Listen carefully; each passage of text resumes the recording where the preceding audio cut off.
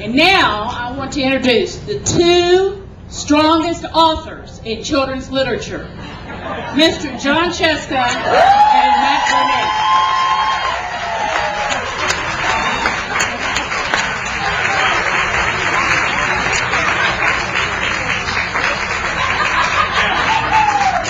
Thank you. John, you're looking stronger than I am. It's because I only had one adult size. I have child-sized muscles. You know, maybe I could fix that. I could put a little hair on it. Hanging out with Jon Scieszka puts hair on your chest. Does that look any better, Mac? Ah, it looks, yes, a little bit. Poor people think that looks better, so that's success. Sorry to have stunned the front row here with that entrance. We thought it would be a good and manly idea. Anyway, big news, everybody. We have the secrets. Yes. We have not even opened these yet.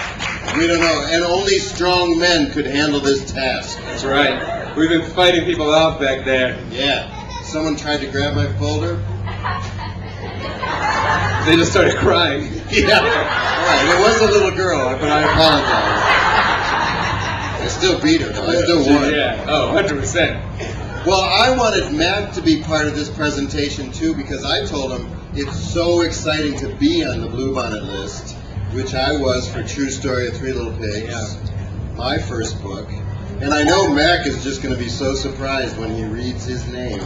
Don't tell him. Yeah, that's right. That's what we're looking forward to seeing our books on this list. When Beth asked I don't think us, we were supposed to know that they're on there. Well, you kind of know, though. Yeah, when they asked when Beth first asked us, we were like, this is going to be weird. Yeah. Because it's going to be like, oh, I'm going to read my book and be like, guess again, it's so great and hilarious. So that's why I said, could John be like all awkward and kind of, you know, oh gosh, shucks. Yeah, so we figured it out. I will read John's books on the list, and John will read mine, and that's why we're doing this double theme. And that's when we started pumping up. Okay, let's get underway. Let's just get started. Yeah.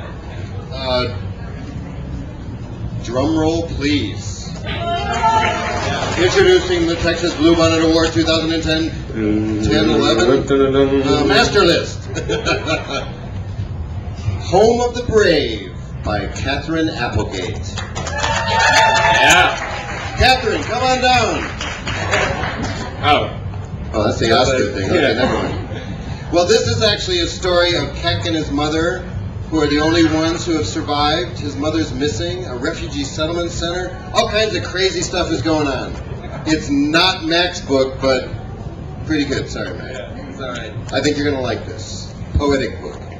Okay. Mac, what do you got for number 2? Up next, All Stations Distress, April 15th, 1912, the day the Titanic sank.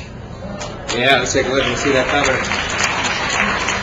Written and illustrated by Don Brown. Yeah, Mr. Don Brown.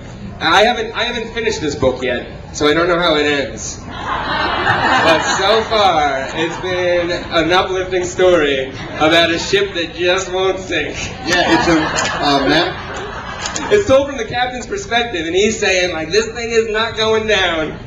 Mac? I think he's going to have a fun time in New York. Yeah, okay. I'll let you finish the book. I don't all right, yes.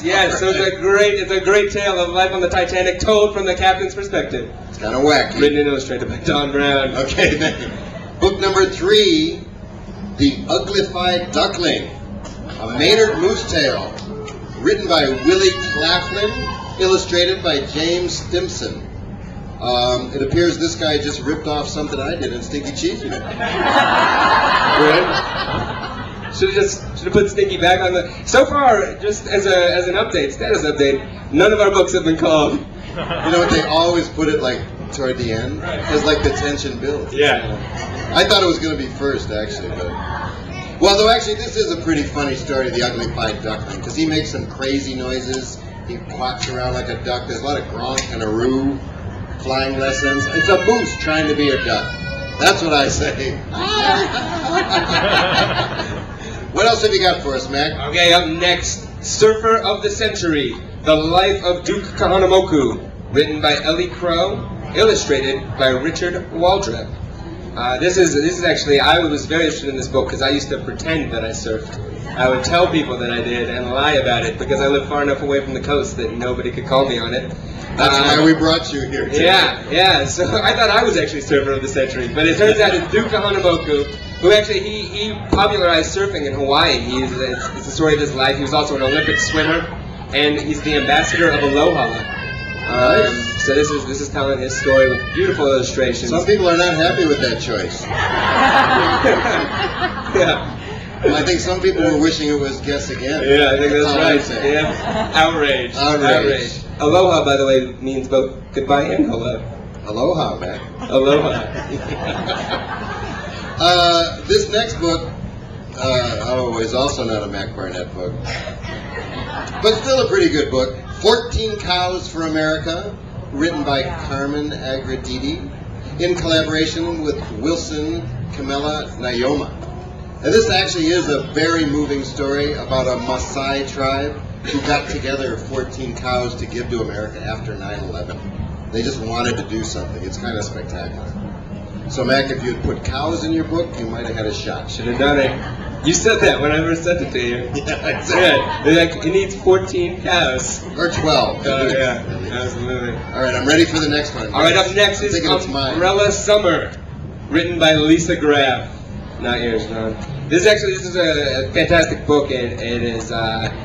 It brings humor to a kind of a sad story. And the main character, Annie, has an older brother who died, and she just becomes very panicked about the world. Gets a book, The Everyday Guide to Preventing Illness, which is probably not the best book for her to read, and adds a whole bunch more fears. But she's a really kind of funny character, and it's a very funny tale about grief. Well, I don't know if you know or not, but in Mac's book, Guess Again, there's a pirate, and you try to guess what's on the pirate's shoulder. Yeah, it says, who's on Captain Bluebeard's shoulder? Gold is gold, that feather's golder. Gotta guess, it's time to share it. It's Polly, she's the pirate's mother. And then you see his mom is kind of riding on his back. It's based on real life. And,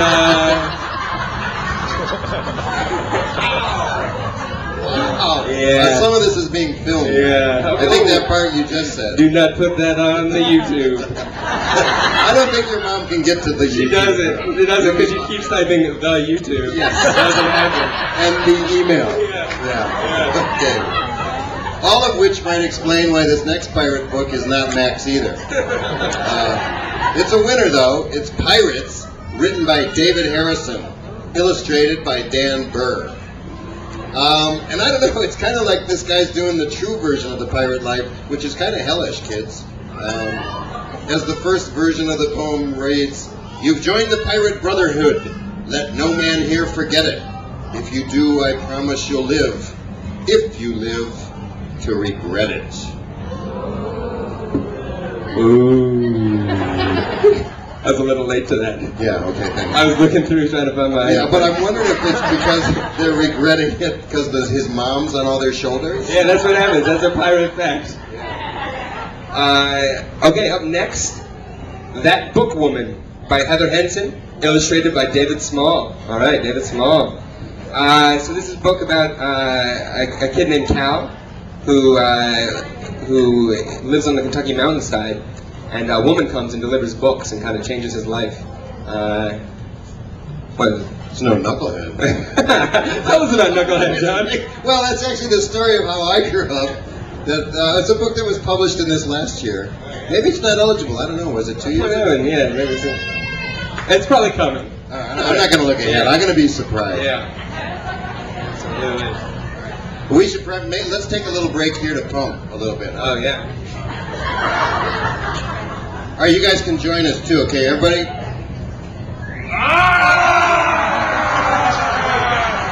right, they did it. All right, I saw somebody join in, okay. So that went well.